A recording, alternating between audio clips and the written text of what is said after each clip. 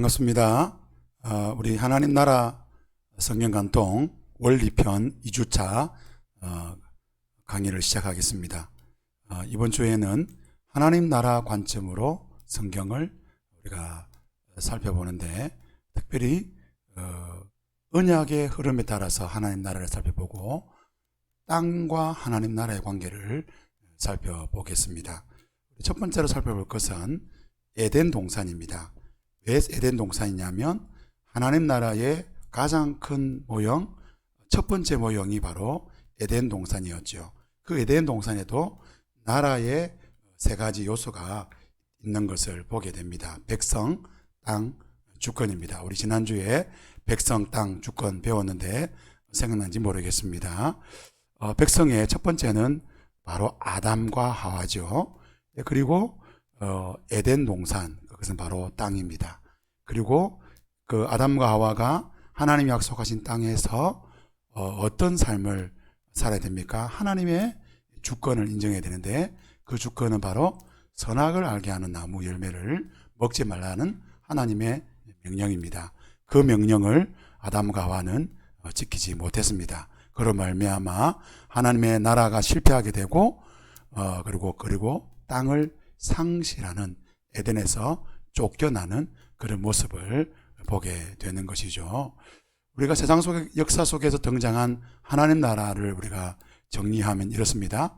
하나님께서 창조하신 백성 아담과 하와는 하나님이 만드신 땅에서 하나님의 주권을 지키고 살아야 했습니다.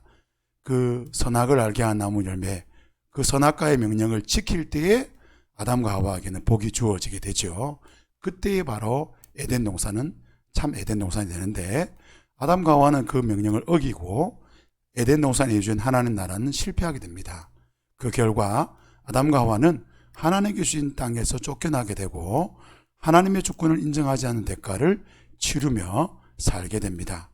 하나님 인재를 잃어버림으로 하나님을 알지 못하고 힘겹게 살아가는 인류의 비극적인 운명이 여기서부터 시작되는 것을 보게 됩니다. 도표를 통해서 볼 때에 그 하나님의 나라, 에덴 동산을 실패한 하나님 나라는 누구로부터 다시 시작됩니까? 아브라함이죠. 아브라함을 통하여 이삭과 야곱과 그리고 12지파, 그리고 이스라엘 민족을 통해서 하나님 나라가 이루어지고, 그 결정적인 사건은 출애굽이었습니다. 출애굽을 통하여 이루어진 하나님 나라는 이스라엘 국가라는 그런 아주 강력한 그런 모습으로 자라는 것을 보게 됩니다. 성경은 이러한 모습들을 역사를 통하여 기록하고 있습니다. 하나님께서 아브라함을 통하여 세상에게 하나님 나라를 주시려고 그 땅을 주신 이유가 뭐냐? 너는 복의 근원이 될지라. 그렇죠.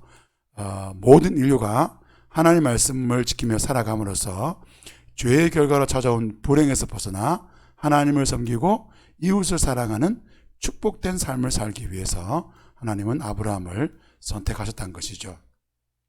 그리고 난 다음에 하나님은 이제 모세에게 다시 하나님 나라가 무엇인지 보여주는데, 여러분 모세 시대에도 동일합니다. 이스라엘이 하나님 나라의 백성이고 그 땅은 약속의 땅 가나안이었습니다. 주권이 무엇입니까? 모세의 율법을 순종하는 것입니다. 순종하면 하나님의 주권을 인정하게 되므로 그 땅에서 번성하게 되는데, 불순종하면 에덴 동산과처럼 그 땅을 상실하는 징계를 받게 되는 것이죠. 이것이 바로 이스라엘의 말라기까지의 역사인 것을 보게 되죠. 그래서 하나님 나라의 백성은 이스라엘이 하나님께서 선물로 주신 그 약속의 땅에서 그 하나님의 그 언약의 말씀대로 살아가기를 우리 하나님 원하셨습니다. 왜냐하면 이것은 백성으로 주권을 인정하고 하나님 나라를 확장하는 축복의 길이었던 것을 보게 되죠. 그래서 도표를 통해 다시 보게 되면 하나님께서 언약을 주셨습니다. 그 언약은 하나님과 백성 간의 언약이었습니다. 그런데 이스라엘은 그 언약을 실패하게 됩니다. 그래서 그 언약은 한시적인 언약이었습니다.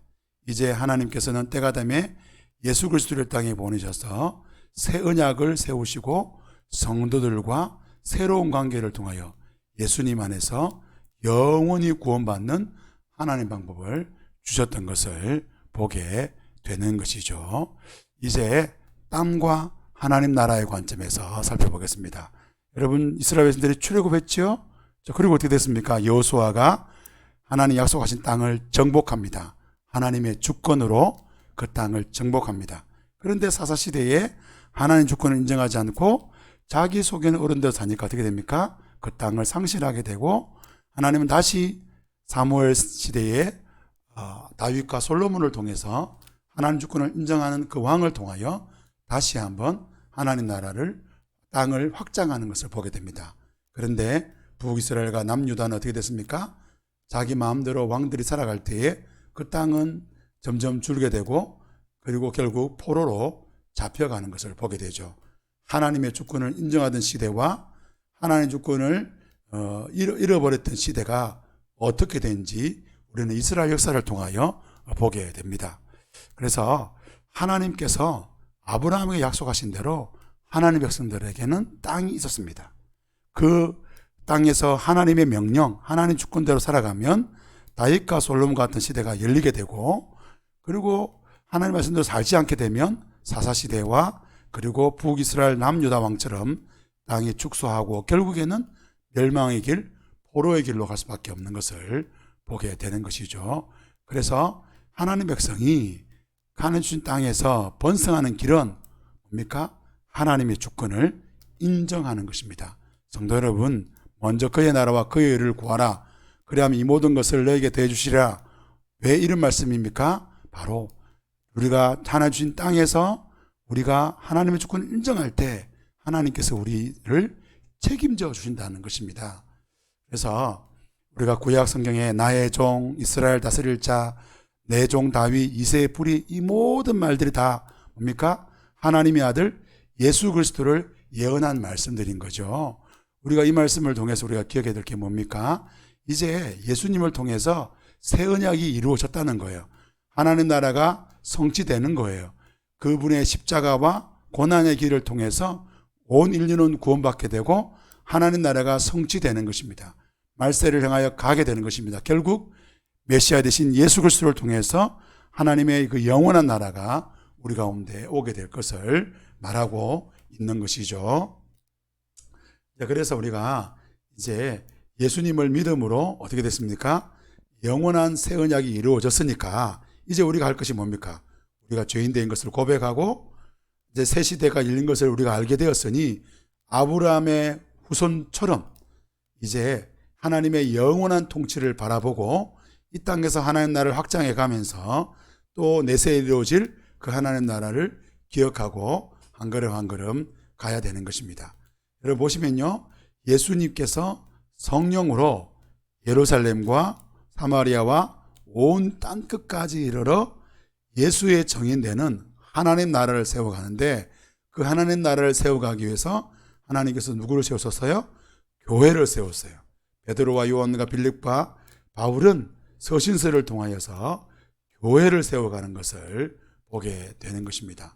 이제 우리가 교회 시대를 살아가고 있는데, 교회 시대는 어떻게 됩니까? 구약 시대와 똑같습니다. 구약은 새로 이상한 거고 신약은 좋은 거고 이런 거 아닙니다. 하나님 신 땅에서 우리가 우리의 모든 삶 가운데서 하나님의 주권을 인정하고 예수님께서 주신 그 모든 말씀을 지키고 나아갈 때에 하나님의 나라가 우리를 통하여 확장된다는 것이죠. 그래서 이제 요한계시록, 성경의 마지막 요한계시록은 우리에게 뭘 말해줍니까? 이제 예수님의 재림과 종말을 이 세상이 맞이하게 됩니다. 영적인 그 치열한 싸움이 끝나게 되고 영원한 하나님의 통치에 들어가게 되는 것입니다. 그러므로 저와 여러분은 새하늘과 새 땅을 소망하고 영적 정쟁 가운데서도 우리가 승리할 것을 서로 동요하고 그렇게 살아갈 것을 말하고 있는 것입니다. 하나님 나라 관점에서 성경 시작하기 우리 두 번째로 살펴봤습니다. 다음 주에 만나겠습니다. 감사합니다.